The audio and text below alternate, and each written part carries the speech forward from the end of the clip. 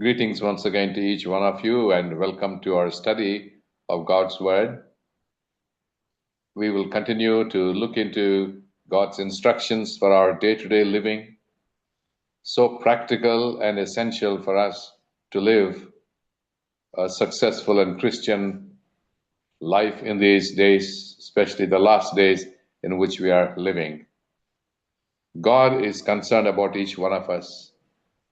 He is giving us instructions which are so direct and practical to us that we, in following these, would well be on our way into God's kingdom. But how important it is that we know how we are to live on this earth. As we learned yesterday about speaking truthfully, forthrightly, and such speech is what can give us great joy and happiness in doing God's ministry and living for Him. Today, we will look at verse 27 of Proverbs chapter 24. Reading the verse, prepare your outside work, make it fit for yourself in the field, and afterward build your house. I'm sure you can relate to each of these three phrases that the wise man speaks to us to prepare our work. Preparation is so important, and work equally too. It is God who ordained for human beings, even the Garden of Eden, when Adam and Eve were created, God gave them instructions about how they are to take care of their home, which was the Garden of Eden. God gave them, as human beings, set duties to do. To Adam, even before the creation of Eve, God gave him the responsibility to name the animals. Adam was to visit virtually every animal that was there in the garden, identifying it differently from another and giving names. And it is so fascinating to see how Adam was able to accomplish this work, but certainly with God's divine wisdom, Adam gave names to all the creatures, the animals and the birds and the insects and everything else that we see in this world were named by Adam. Such important work. And for us, naming is not a simple thing. Even if you want to give name to a child or give name to anything, we make much efforts, consider many things, and we want to name appropriately things that would represent a name that would represent what it stands for. And so this was a very important work that God gave to Adam. And there was Adam, in carrying on this work that God has given to him, was able to realize that all other animals had pairs, but for Adam, he was alone. And so God, in giving of work, helped Adam to observe things, to name things appropriately, and even to recognize what his need is. Many times we see work to be so detrimental, very harsh, and something which is impinging upon our free time, or people look at work differently. But I remember as a young person hearing a very learned person saying, work is as worship. There are some cultures where work is taken equally to worship. And such, of course, countries we know have progressed. Excuse me. Where work has taken such prominence that for them, work is everything.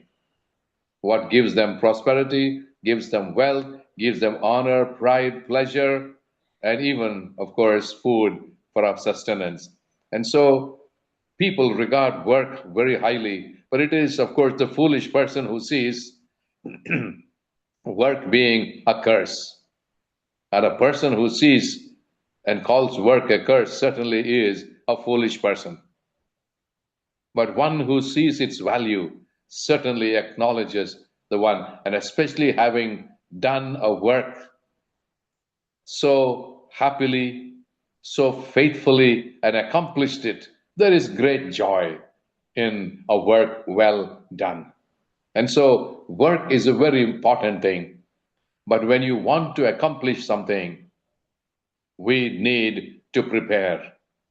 And even after God created Eve in the Garden of Eden, along with the work that God gave to Adam and Eve, God gave Adam and Eve a very important responsibility, a responsibility that was to be very well carried on and also to be passed on to all human life. Because that is where God gave human beings a very important duty that God Himself, as the creator and owner of this universe. I want to read from Genesis chapter 1, verse 28. And God blessed them, Adam and Eve, and God said to them, be fruitful and multiply, fill the earth and subdue it. Okay, that was God's plan, that Adam and Eve should be the progenitors of all human life. And next phrase, have dominion over the fish of the sea, or the birds of the air, and over every living thing that moves on the earth. God is giving Adam and Eve the work of dominion. But this word dominion is not simply exercise of power, but it is one of faithful stewardship and taking care. Into Adam and Eve's hands, God gave the responsibility and work to take care of the entire universe that God has made. All the living creatures and everything else, for Adam and Eve to have dominion. And that certainly is a great responsibility and a great work that God gave them. And so Adam and Eve had this important work, and later living in that home, the Edenic home, Ellen White talks about this and says, God gave Adam and Eve the work to prepare and fashion their home with the beautiful creepers and vines that surrounded the home. They were to trim them and to train them and to keep them and to make this beautiful natural surroundings a very wonderful home. And you know what it takes to make even a house to be a home. You leave your house, and not having been there for a couple of weeks, you know how much work it takes to make your house once again livable, clean. And so, work is something which is so essential to be done. And God giving Adam and Eve this work was actually preparing them for their future life. That this earth, which is to be their home, and after sin, they were to work hard and till the ground, and in the sweat of the brow, God told Adam and Eve that they are to work and produce food for their sustenance. Well, because of sin, their work and its burden has intensified, its exertion has increased, but if not, it was going to be perhaps a very pleasant experience. The ground simply bringing forth the fruit with the dew that spread and which made the climate so good and livable and enjoyable, and which moistened the soil. And it was such a wonderful time before the fall. God had such wonderful good intentions, and even their work that God gave them was to be pleasant, pleasurable, and enjoyable. But with sin, this ground would not yield. It bore thorns and thistles that man had to, of course, remove them from time to time when they are grown. These weeds, if you are a farmer, you'll understand, or even if you're involved in little gardening work, weeds which grow so vigorously and quickly, it takes a lot of effort and work. And so we see God's good plan and intention for human beings. And it is something that God Himself had ordained in the very beginning. And so, work that God gave to human beings was so part of them, a life that was going to bring them joy, happiness, and satisfaction. But in order to carry on any work, be it to take care of your house, either to build a house or to, in the agricultural occupations in the ancient times, which was primary, much preparation had to be made, and especially for work that you do outside. And if you have some knowledge of either doing a little agricultural work, you have to plan years ahead what you're going to do, how things are going to take shape, what kind of crops you're going to grow, what kind of rotation of crops that you will do, and what are the times when you will have rain, what is the time for sowing the seed and preparing and growing the crop and preparing for harvest. For all of these kinds of work that we do, you have to have much planning and preparation. And so, in this first phrase, the wise man is telling us, prepare for your outside work. Whatever work you want to do, certainly it calls for much preparation. And we should be well equipped. We should think much. And of course, there's nothing more than receiving divine wisdom to make such wonderful plans for our future life. The way of this world, many times, seeks for easy life, for easy ways of doing things, or what we may call shortcut, but these things never work to the best. And so, any work to be done satisfactorily, happily, and fruitfully, you need to put much effort into doing this work. But a lot of preparation needs to be put into it, be it farming that was done, or either agriculture or horticulture, or growing fruits or flowers or whatever maybe that people love to do. For all of this work, much preparation. I can tell you a lot more how the soil can be prepared. Unless the soil is prepared, the seed will not germinate and grow and last and give good result. Digging well, loosening the soil, putting manure, and adequately watering it, and daily care, and all such preparation is so much necessary if it is agricultural way. And likewise, any work that you may do, much preparation and work and thinking and planning has to go into it. And especially, of course, another important thing that ancient people, and even today we are much preoccupied with, is building a house. Building a house. We have a saying which says, you build a house and then you will know what life is. If you are living peacefully and happily without much care and concern, and without much worries or much troubles, and we build a house, or our saying, or you get or perform a marriage. In our culture, performing a marriage takes a lot of work and planning. Likewise, building a house, how much effort is needed to planning to get the ground ready, to get the materials, and to get the workers, and to get and have the work done according to your plan. All this is much planning and preparation. And just as in the agricultural setting, and planning to prepare for, let us say, work that you're doing in building a house, or even the ancient times, preparing for the climatic changes. in the Mediterranean world where the biblical events happen. Basically, you have the summer and the winter, and in between rainy season and other autumn and fall and so on.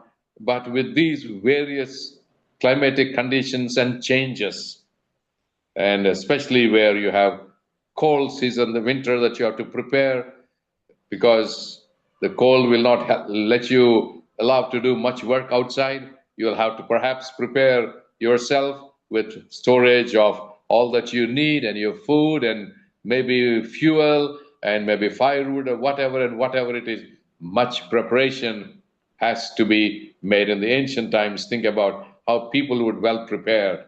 And we can see this also very much in the world of the living creatures. If you see the ant, many times the wise man tells us, look at the ant and learn your lesson. What do we see? The ant is always busy, as it were, doing an important work. It will never be resting, always moving. What is it doing? The wise man says, it is storing up food for the winter.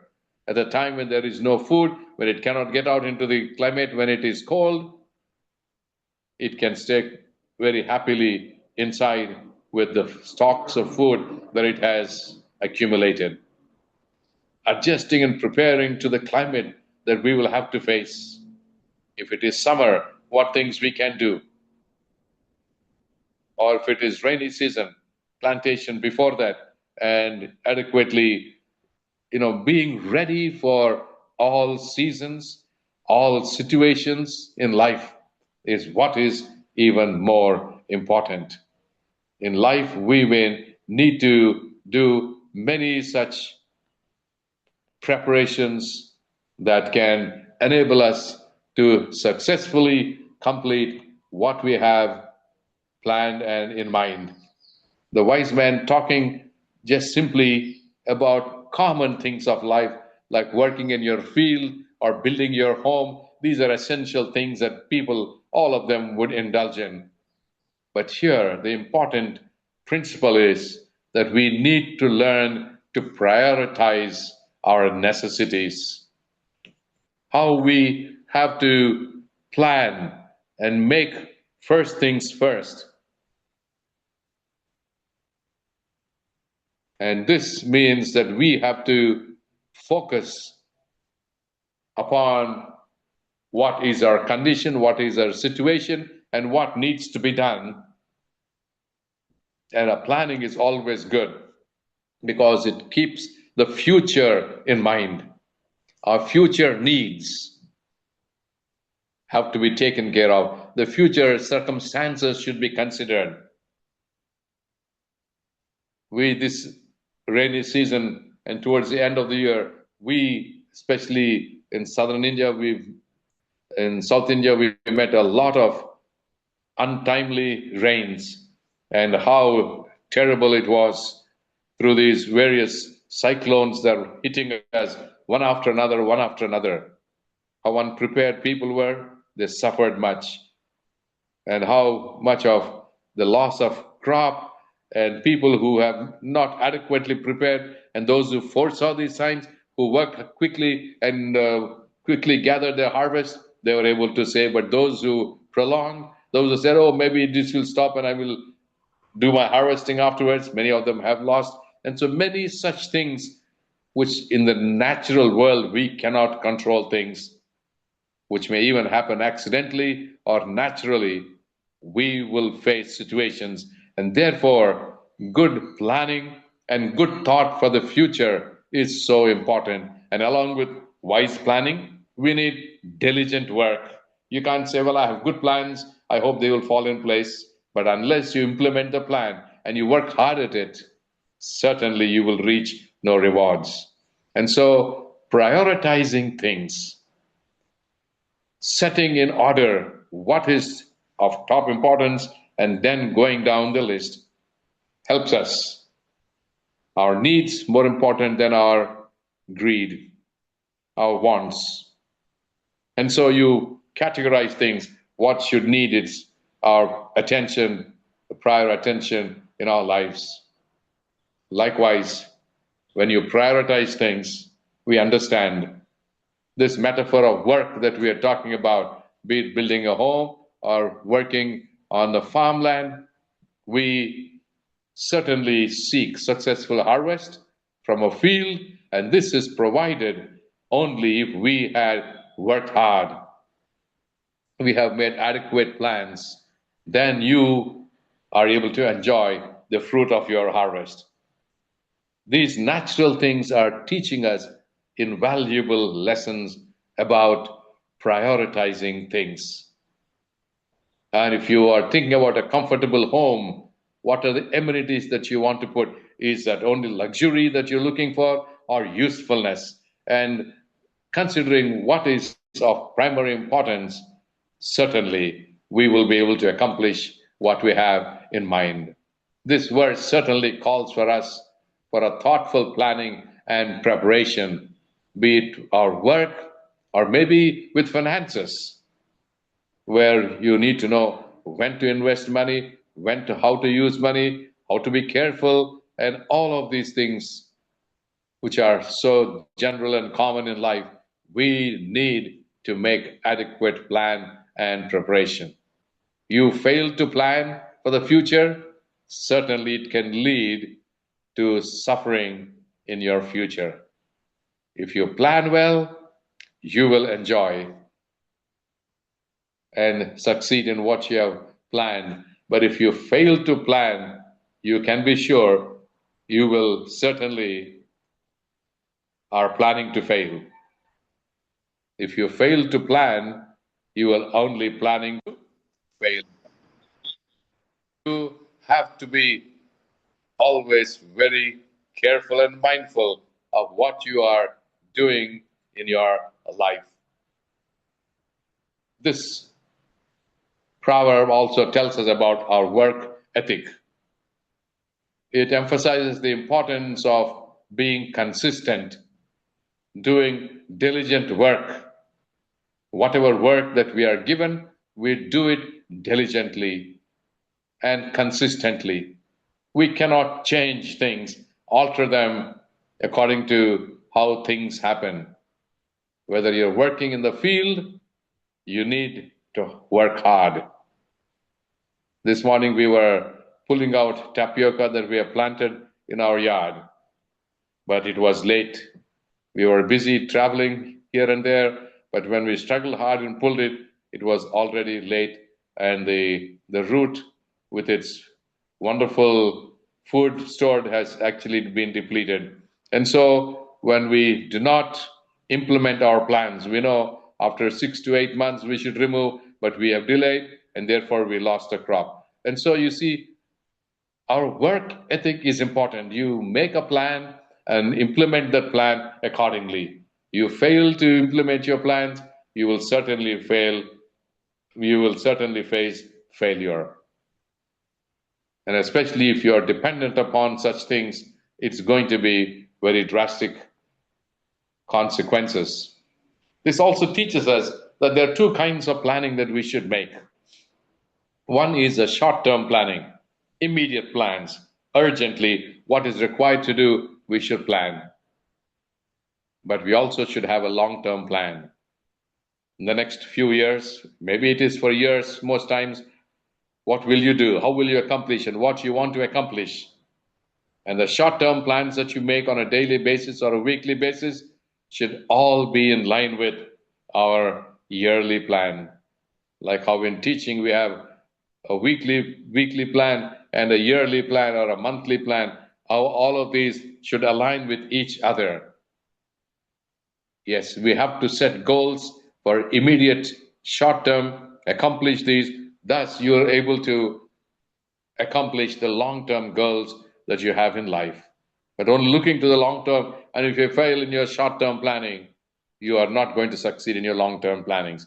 And therefore, we should make sure that these plans that we do on a daily basis, what we have to do short term, we should accomplish. If you think you want to have a good house in the next 1 year, everything what you need to do, watering when it needs to be done, and all other kinds of work that are required, we should do this prioritized according to the order of importance and do it with certainly your whole heart and soul and mind completely indulged. We cannot do any work half-heartedly. Your result also will be accordingly.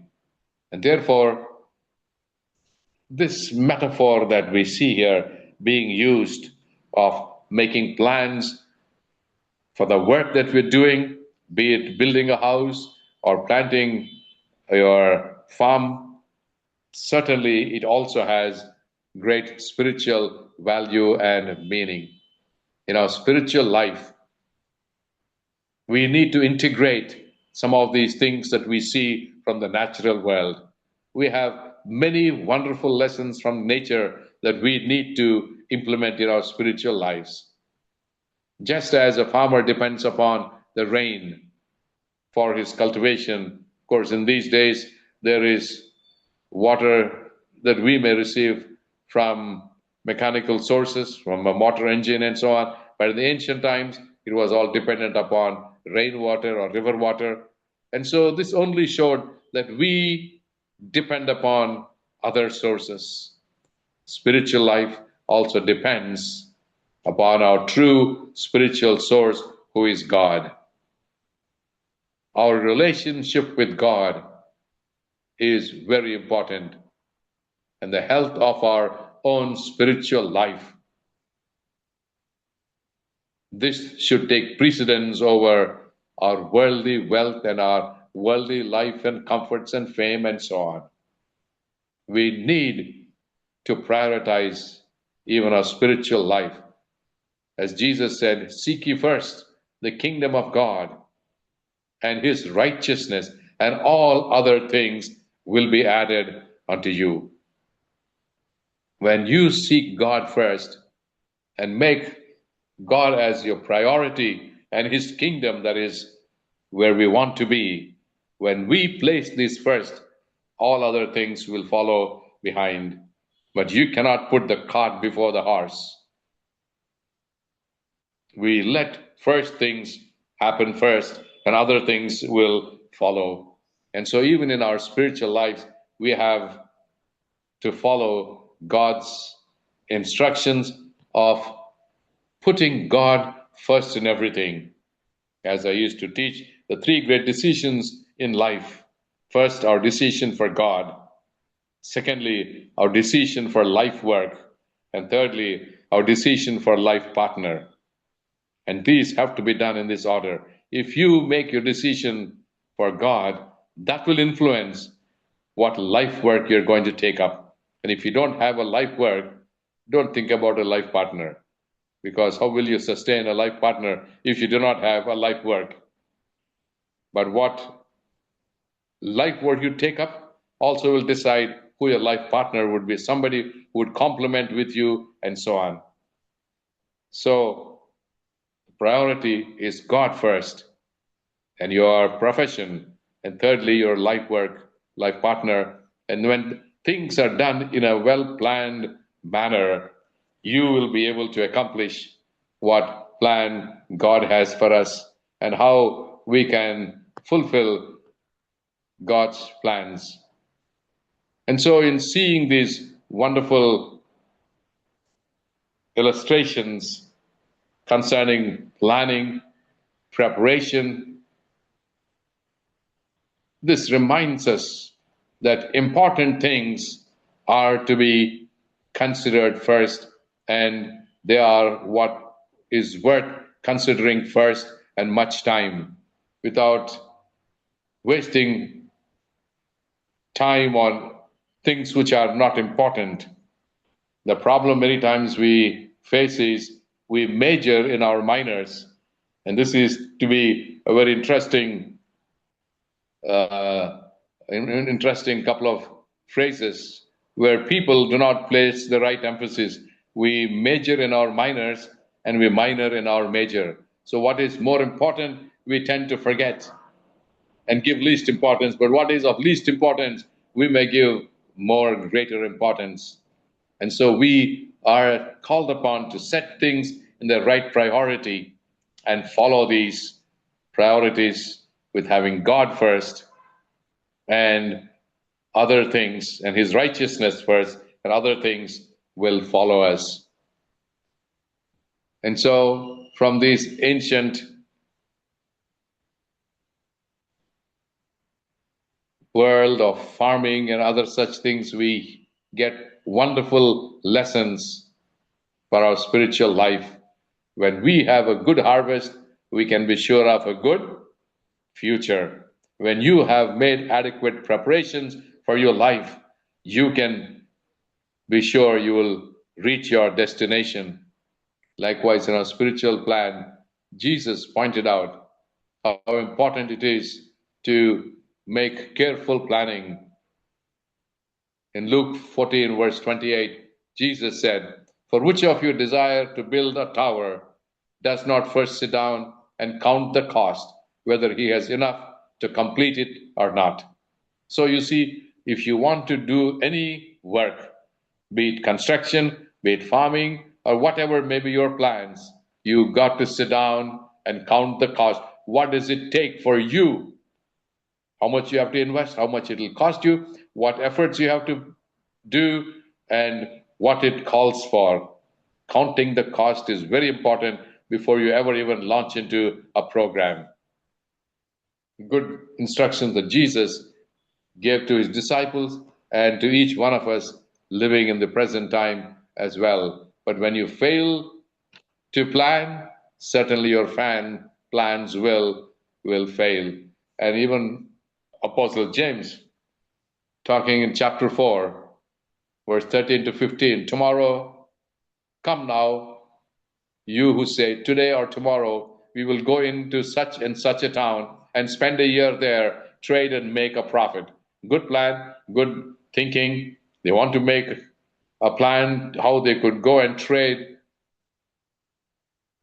and increase their profits and so on. But yet you do not know what tomorrow will bring.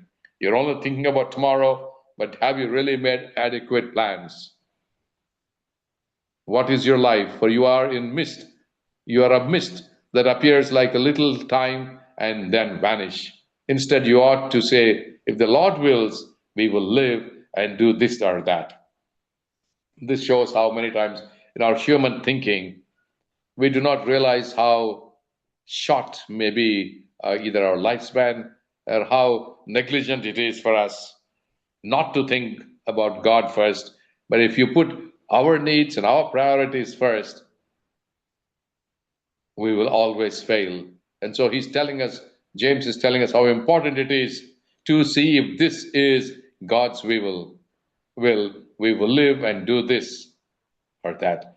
We can't make our plans according to our own ways, and then we pray, God, please bless my plans. That is really going in a foolish direction.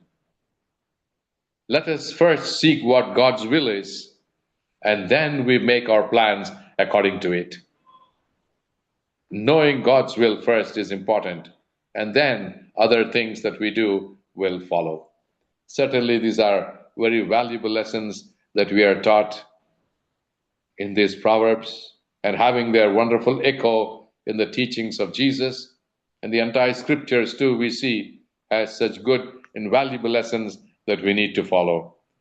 I trust that God will bless each one of us as we try to prioritize in our life what are important things and how we should follow so that we can make our life happy and successful, never failing to work hard, make good plans, and help accomplish the plans that you have set for yourselves and the goals. And with divine wisdom, we can do all things through Christ who strengthens me, as Paul says. May God bless each one of us and have a blessed day.